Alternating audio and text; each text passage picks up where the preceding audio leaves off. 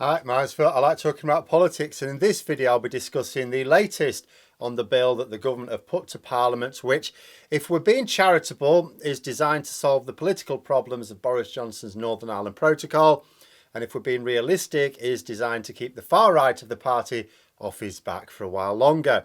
But first, if you'd like to be notified of daily news and politics, please subscribe to the channel and click the bell notification icon. So I think the Northern Ireland Protocol bill that's coming to Parliament, I think is going to be the big political news story of the week. But it won't be until Wednesday before I can catch up again with any other changes that have happened, and if not, towards the end of the week. This is the government pretty much against everyone. Businesses are against this move. Businesses in Britain as well as Northern Ireland.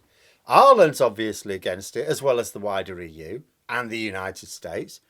The law seems to be against it. Even many Tory MPs are against it. Tory MPs are against it for a couple of reasons, as exemplified by Michael Gove and Rishi Sunak. Michael Gove is reported to be against this plan because of the reputational damage it will do to the UK. Despite what some Brexiteers dreaming of days of empire may fantasise about, the UK is not a superpower. Our influence derives from what is called soft power.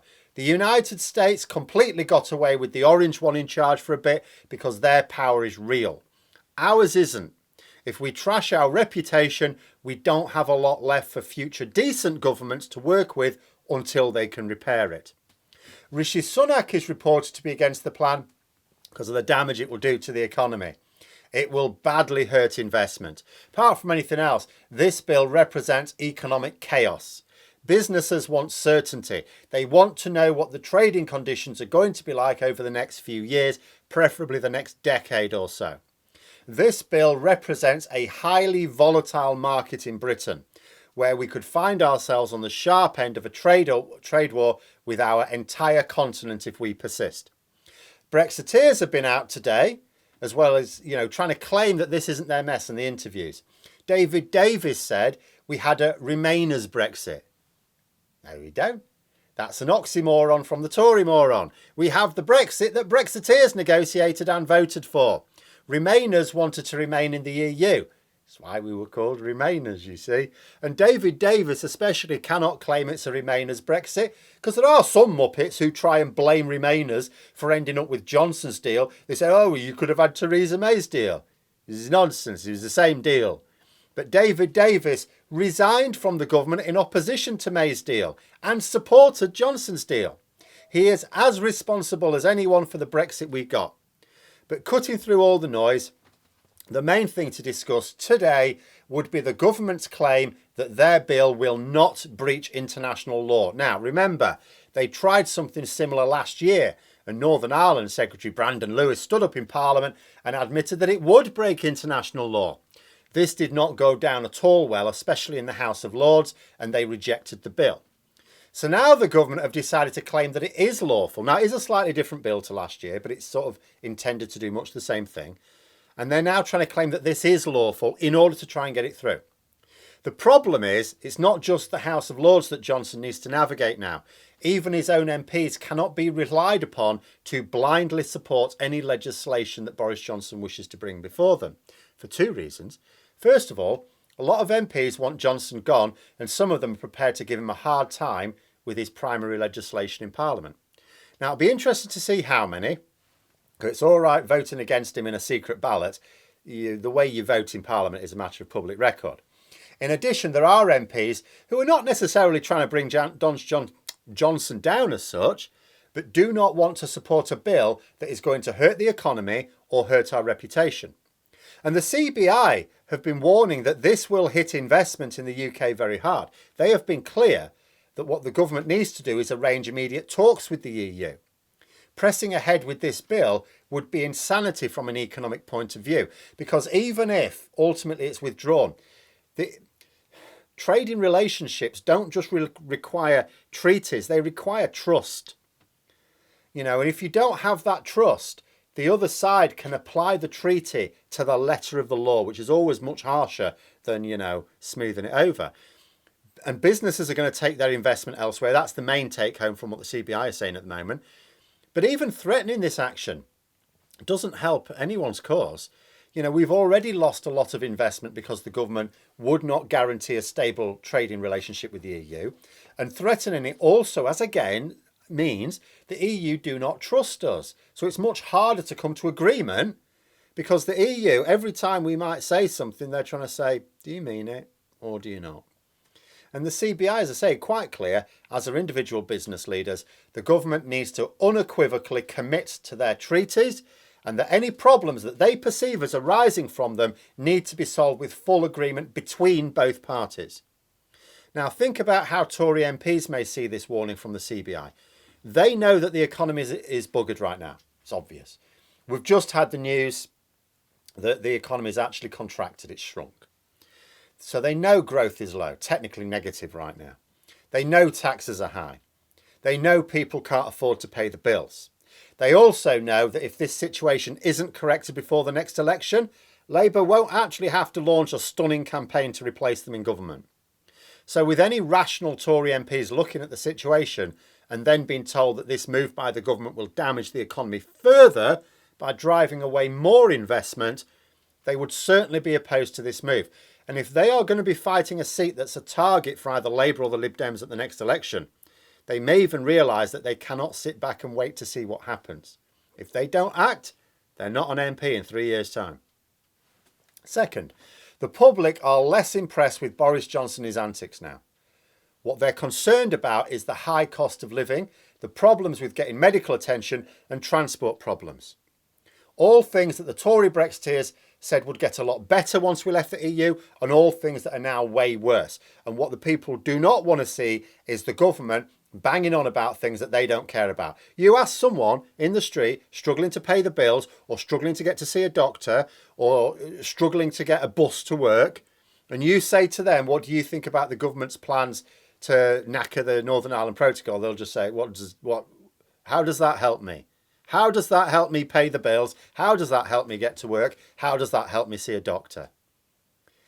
So what happens is you might end up with a decent number of rebels for this bill.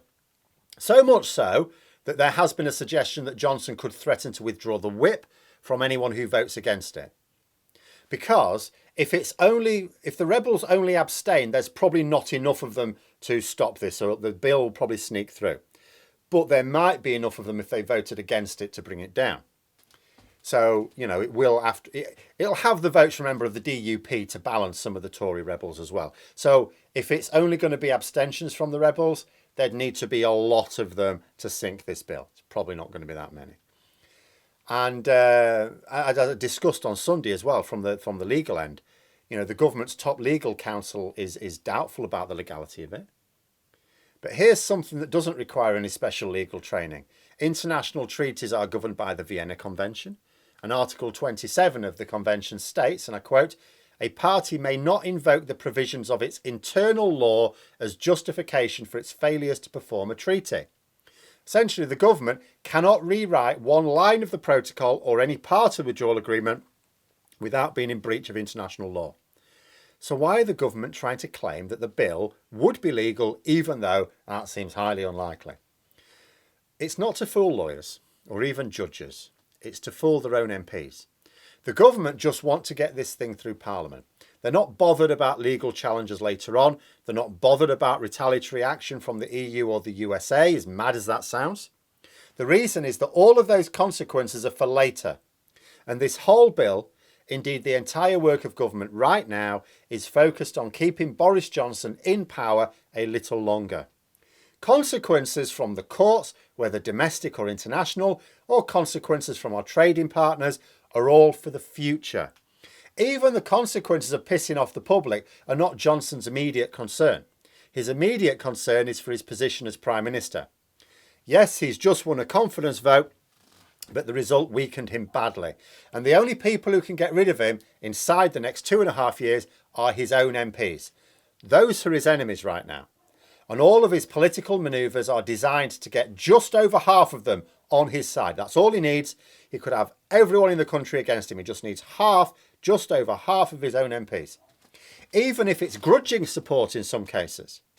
So the lies are entirely about persuading Tory MPs of one of two things.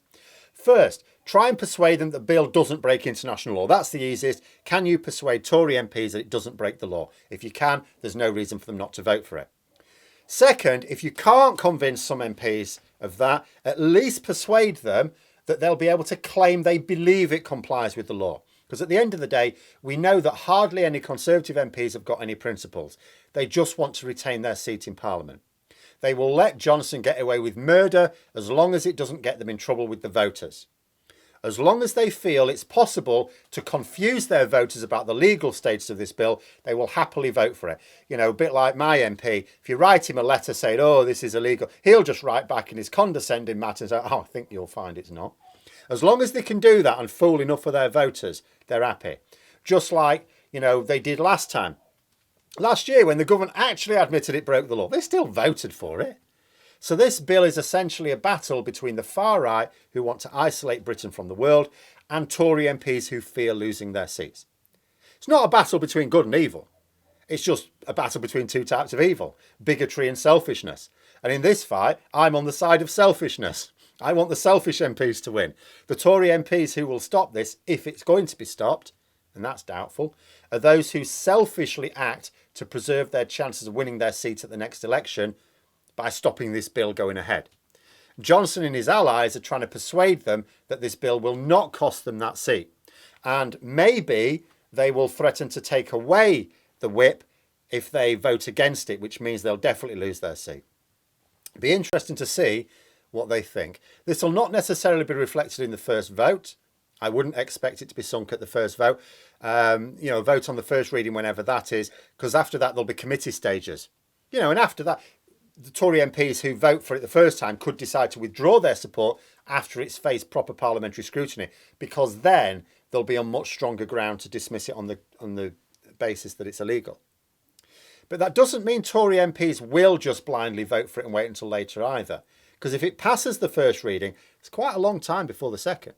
Those select committee proceedings can take quite a while. In the meantime, the UK will be judged by other governments and businesses to be on course for trashing our own treaty. The bill doesn't need to be passed into law or used to cause damage that will still be felt at the next election. And Tory MPs should probably think about that. But those are my thoughts. Let me know yours in the comments below. I hope you found the video interesting. If you did, please click the like button. If you'd like to support the channel further, the join button for memberships. And until next time, I'll see you later.